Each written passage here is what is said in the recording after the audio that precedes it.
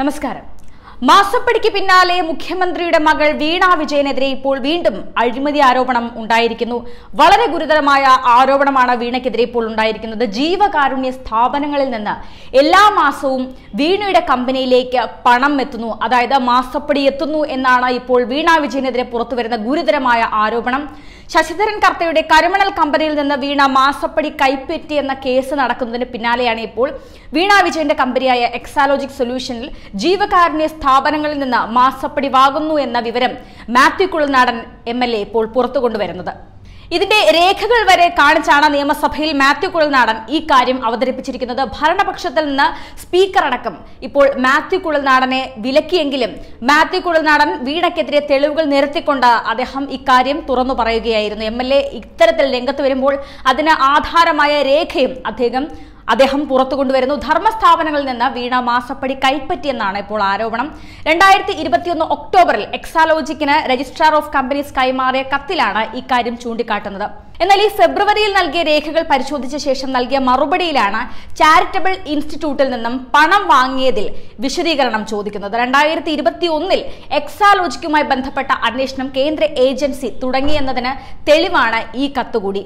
ജനുവരി 29 എക്സാലോജിക്കിനോട് ഈ കാര്യത്തിൽ വിശദീകരണം തേടിയിരിക്കുന്നത്. അടുത്ത മാസം 22 മറുപടിയും നൽകിയിട്ടുണ്ട്. ഇത് തൃപ്തികരമല്ലെന്നും വിശദമായ ബാലൻസ് ഷീറ്റ് നൽകണമെന്നും ആവശ്യപ്പെട്ടാണ് ഒക്ടോബറിൽ എക്സാലോജിക്കിനോട് വിശദീകരണം ആവശ്യപ്പെട്ടിരിക്കുന്നത്. ശശിധരൻ കർത്തയുടെ empower India capital investment private ലിമിറ്റഡിൽ നിന്നും വാങ്ങിയ വായ്പയുടെ വിശദാംശങ്ങളും ഇത് ചോദിച്ചിട്ടുണ്ട്.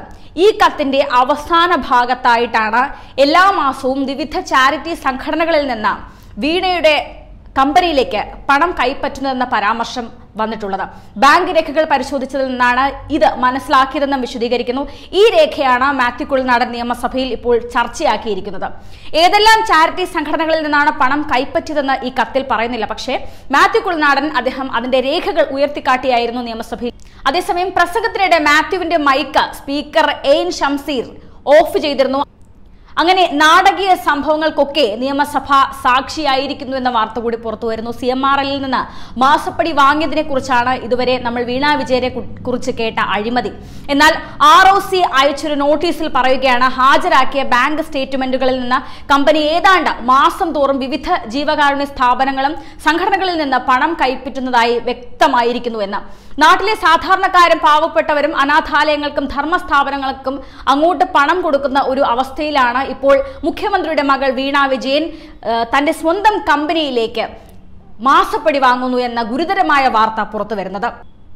അനാഥാലയങ്ങളിൽ നിന്ന് മാസപ്പടി വാങ്ങുന്നത് എങ്ങനെയാണ് അംഗീകരിക്കാൻ കഴിയുക എന്നാണ് മാത്യു കുഴൽനാടൻ നിയമസഭയിൽ ഉയർത്തിയ ചോദ്യം. അതേസമയം തന്റെ ആരോപണങ്ങൾ വസ്തുതയുടെ അടിസ്ഥാനത്തിലാണെന്നും തെറ്റാണെങ്കിൽ നിഷേധിക്കാമെന്നും മാത്യു കുഴൽനാടൻ വ്യക്തമാക്കിയിട്ടുണ്ട്. മുഖ്യമന്ത്രിയും കുടുംബവും നടത്തുന്ന കൊള്ളയെ ന്യായീകരിക്കുന്നത് CPM അവസാനിപ്പിച്ചില്ലെങ്കിൽ ലോക്സഭാ തിരഞ്ഞെടുപ്പിൽ വീണ്ടും ഇത്തരത്തിൽ തിരിച്ചടി തുടരുമെന്ന് പറഞ്ഞുകൊണ്ടാണ് അദ്ദേഹം പ്രസംഗം ആരംഭിച്ചത്. മാസപ്പടി വിഷയത്തിൽ താൻ ഉറച്ചു നിൽക്കുകയാണെന്നും അദ്ദേഹം പറഞ്ഞു. സ്പീക്കർ ഇത് കേട്ടതോടെ സ്പീക്കർ എയിൻ ഷംസീറിന്റെ ഇടപെടൽ ആരംഭിക്കുകയായിരുന്നു. സ്ഥിരം പല്ലവി ആവർത്തിക്കുകയാണോ മാത്യു കുഴൽനാടൻ എന്ന് ഷംസീർ ചോദിച്ചു.